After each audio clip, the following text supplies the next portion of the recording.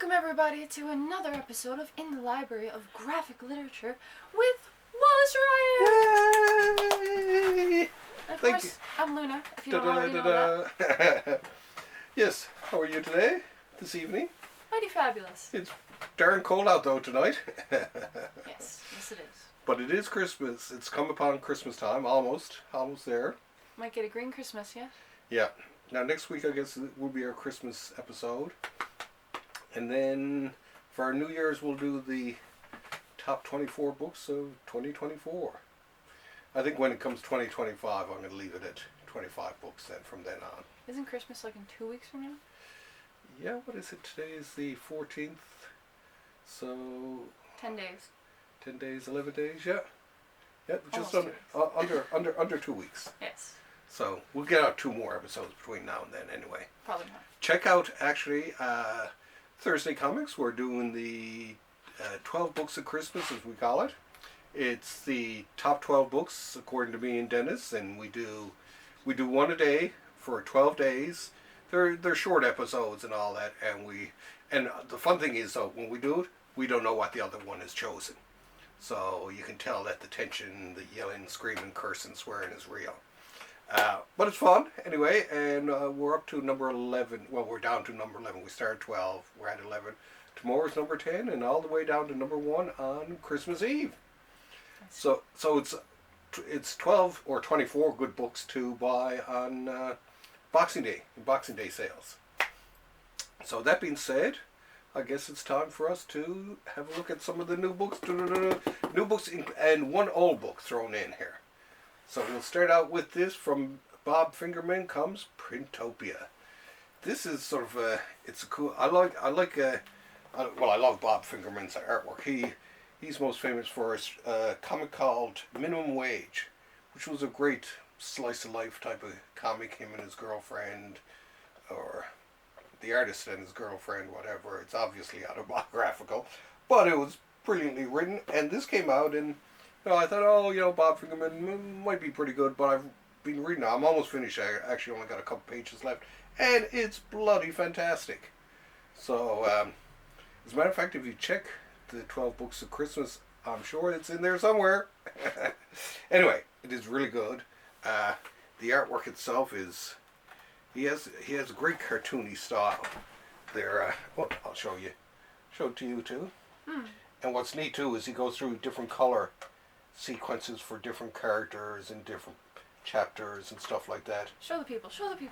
But let's show the people, and it's really worth it. Like, I was expecting a good book from Bob and all that, but it was just like, it was even better than I was expecting.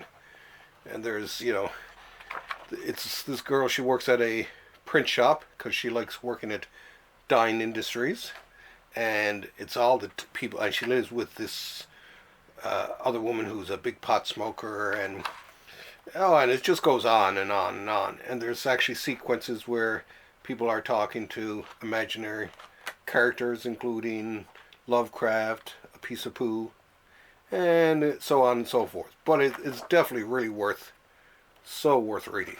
You're almost finished that one now, right? Yeah, I'm almost finished it, and it's only a couple of pages left, but I had no problem saying this is one of the best books of 2024. Oops. I guess I kind of let it slip, but I highly recommend it. It's beautifully drawn, and it's funny. It's very funny, right? Very literate, very well written, but also very funny. And I love his style. He got a great cartoony style. It's sort of a mixture between, it's like between realism and underground comics in a way. He really straddles all parts of it. But yeah, definitely so worth reading.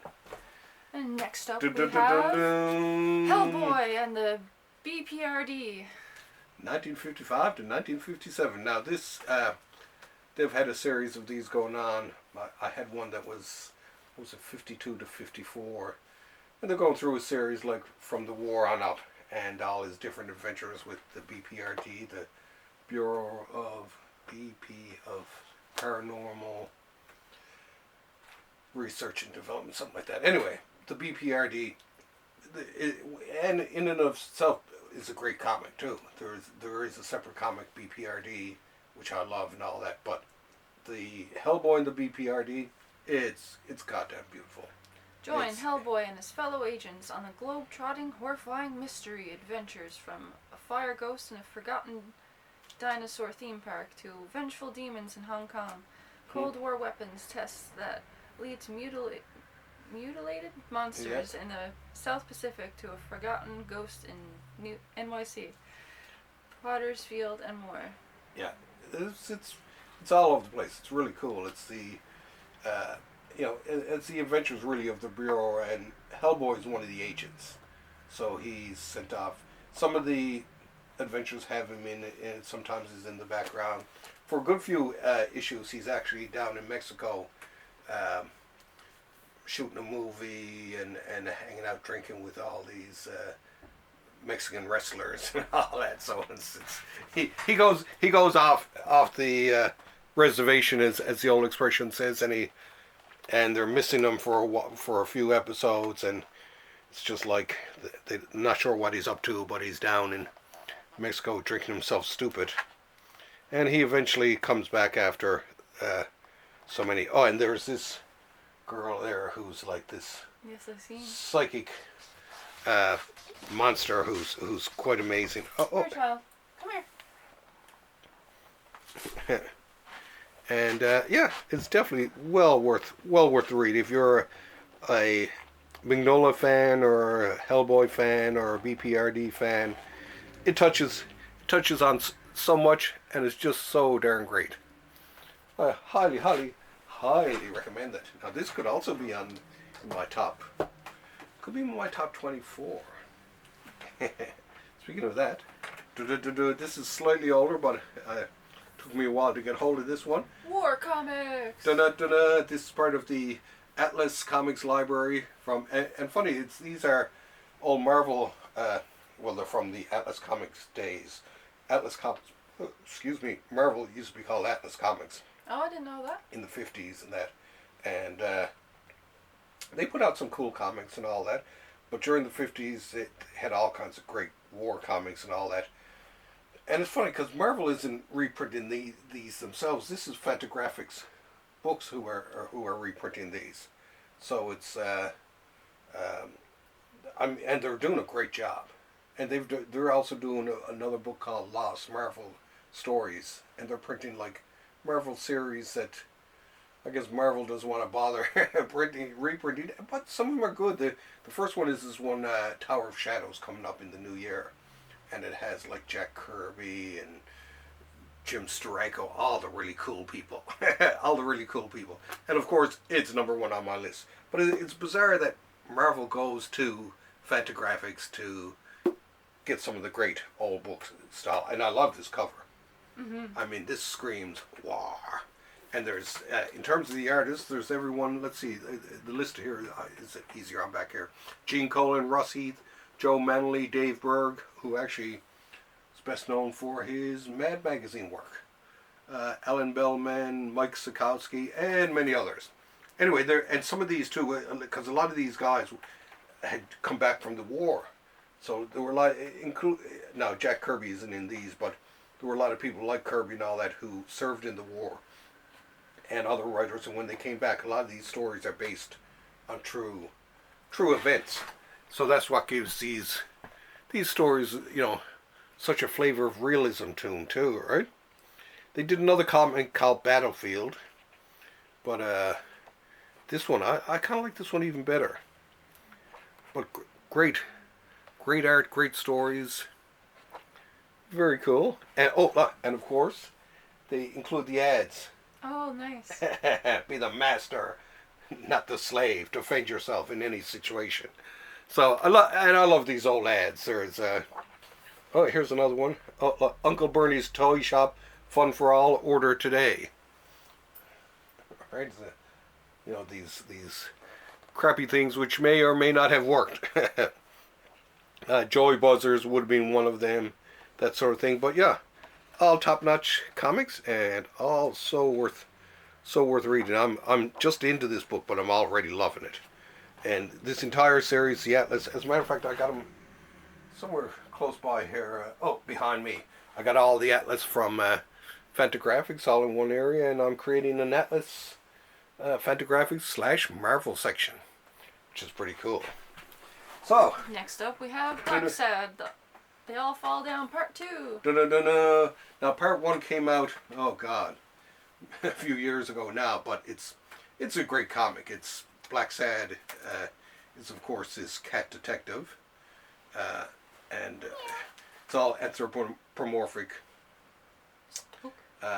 characters, cats and oh God, cats, alligators, seagulls, all kinds of different animals come to life in here. And Blacksad, of course, he's the private detective taking care of it all. And this was originally, I think it was originally in Spanish, I do believe, and translated by Diana Schultz and Brandon Kander, which really does make a difference. I mean, she does a lot of the translation. Tobians. She does a lot of the translating of French comics, and that.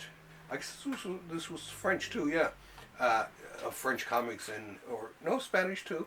But like she did the translations of Mobius of a lot of his comics, which is very important because I mean it's one thing just to, you can't just use Google Translate because it's it's a little bit deeper than that. You got to be able to interpret. Lyla.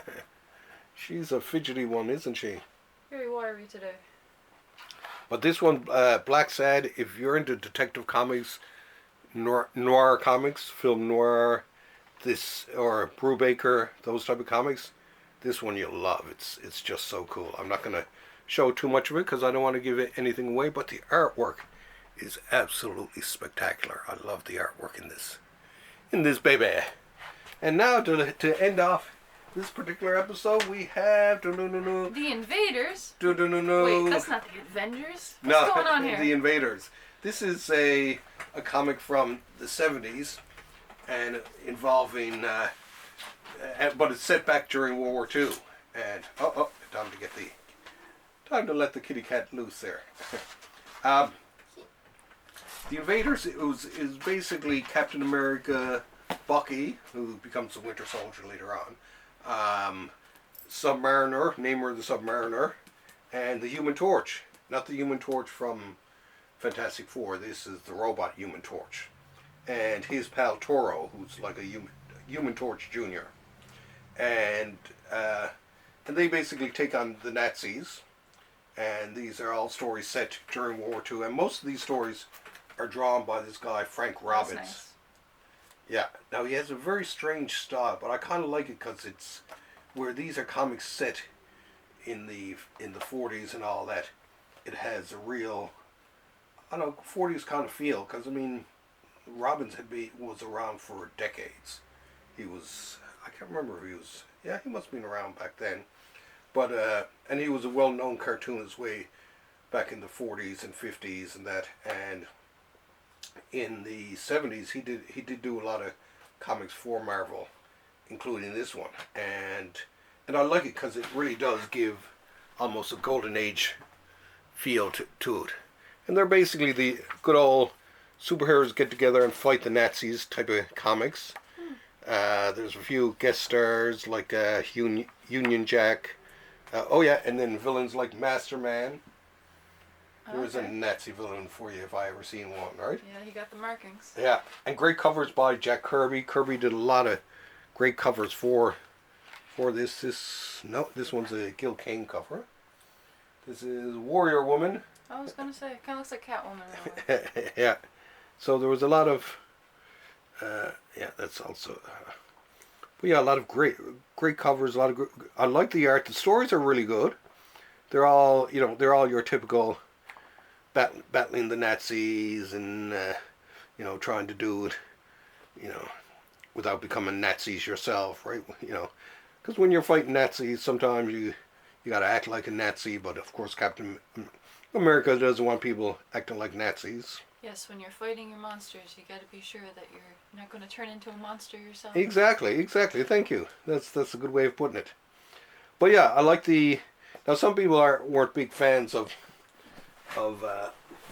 Frank Robbins, but I mean his style was kind of neat. It was dated at the time, but even at the time, even though seemed to be dated, it was just like dated in a cool way. It was just like, yeah, this seems like one of the best comics from the golden age that was put together and re-released in the 70s.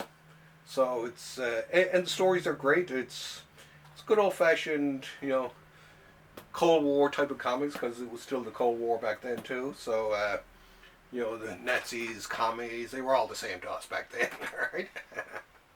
And still are to some extent today. Things were so much simpler back then, right? We hated all of them. But yeah, it's and that one I got really cheap. It was Book Outlet. I'd seen it online, and this book was going. Let's see what the retail price was. 156 Canadian, 125 US. I saw it for sale for $70 originally. I was thinking about buying it, but then Black Friday sales came along and it was $50. So I jumped all over that. So I had to get that. But now next week, maybe we might do our big books issue unless there's some new comics come out. Because I know that you want to do a big books edition. Because there are some great big books in this library. And maybe we will do it. Because and then I'll save some comics. And then of course our end of the year 24 best books of 2024, which is going to be a stack just like the other week with our 300th episode. This is our 301st. Remember we had that big stack. We're going to have a big stack again of all the latest stuff from this year. Not particularly a great year when it comes to comics, but there was some good stuff in it and all that. And maybe in the new year we might even do a show about what might be coming out this year. Think about that. Jazz. Oh no, that's not jazz. It's the wiggle fingers. Pew, pew, pew. Oh, okay. Pew, pew, pew, pew. Nobody would know unless they have a kid. Ah, okay. Or grew up with it. Yeah, I grew up with it. Yeah. Now, of course, like I say, check out the 12 Books of Christmas. It's always fun. You have a cat hair on your nose. And it's Oh driving no! me nuts. Oh no! And I hope you get lots of books for Christmas and give a lot of books and buy local. And remember, you can pick your own nose, but you can't pick your friend's nose. Yeah, that's quite true.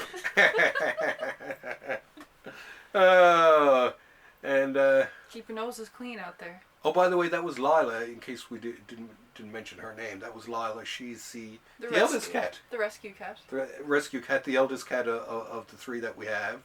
She's very skittish, I guess. Her age is unknown. Age is unknown. She's apparently a good mouser. Very good mouser. Very good mouser, but she's a real fraidy cat. Because soon as, but then again, Loki's a bit of a lunatic anyway. He chases after her, and she goes to hide. But when Loki goes to chase after Rhea, who's half his size, Rhea turns around and jumps on his face. and Rhea is doing well, by the way. She survived surgery there this week. Yeah, she got spayed. She got spayed. Spayed and neuter your pets, because otherwise, things We're going to have too many of them, and the shelters are going to be packed and not know what to do with them all. Yeah, and they're so cute. Now, and when I was up to pick her up too, I got to meet our favorite cat up at the shelter called Mr. Sniffles. You got a runny nose all the time. All the time, and he's so cute. He's really he's an older cat, but there's just something about him. Mr. Sniffles reminds me of Mr. Business from Bob's Burgers, right? Okay, that being said, we'll see you all next week. Yeah, we'll do big books. How about that? We'll settle on it. Sure. Yeah, okay. Big books, big books, big books. Huge Bye. books. Thanks for having us over. Bye.